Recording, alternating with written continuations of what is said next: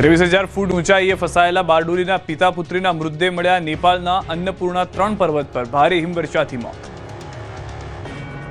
સુરત જિલ્લાના બારડોલી તાલુકાના કડોદ ગામના પિતા અને પુત્રીનું નેપાળના પહાડમાં ટ્રેકિંગ દરમિયાન મોત થયું। કડોદ ગામના જિગ્નેશભાઈ લલ્લુભાઈ ભંડારી પોતાની પુત્રી પ્રિયાંશી સાથે નેપાળના અન્નપૂર્ણા ટ્રેક માટે ગયા હતા।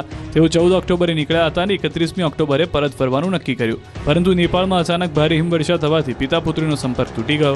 આજ દિન સુધી તેમનો કોઈ પત્તો મળ્યો ન હતો। પરિવાર અને ગ્રામજનોમાં ચિંતા ફેલાઈ હતી। આ અંગેની તપાસ કરાવવા જાણવા મળ્યું કે પિતા પુત્રીના હિમવર્ષાના કારણે મોત થયા। હવે મૃતદેહને વતનમાં પહોંચાડાશે। મહત્વનું છે કે પુત્રી પ્રિયાંશીને બાળપણથી જ દુર્ગમ પહાડી વિસ્તારમાં તેમજ ટ્રેકિંગ કરવાનો શોખ હોવાથી આ સ્વપ્ન સાકાર કરવા માટે એમના પિતા દીકરી સાથે અન્નપૂર્ણા 3 પર્વત તરફ ગયા હતા।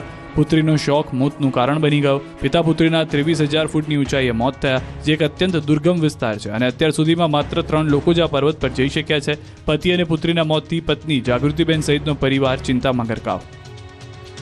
વંથલીના ટિન્મસ ગામે રિક્ષા રોકવા બાબતે ખેલાયો લોહિયાળ જંગ।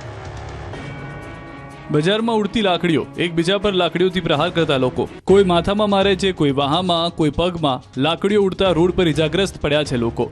આ બબાલ માત્ર રિક્ષા રોકવા જેવી નજીવી બાબતે થઈ। ઘટના બની જૂનાગઢના વંથલીના ટિન્મસ ગામે। અહીં કેટલાક લોકોએ રિક્ષાને રોકી, જેને લઈને ઝઘડો થયો। ઉગ્ર બોલાચાલી મારામારી સુધી પહોંચી ગઈ અને લોકો લાકડીઓ લઈને આમને સામને આવી ગયા। 13 લોકો એકબીજા પર આડેધડ હુમલો કરવા લાગ્યા। થોડી વાર માટે તો શેરી જંગના મેદાનમાં પરિવર્તિત થઈ ગઈ હોય તેવા દ્રશ્યો સર્જાયા। નાસભાગ મચી ગઈ। આ અંગે પોલીસે ફરિયાદ નોંધી તપાસ આદરી છે।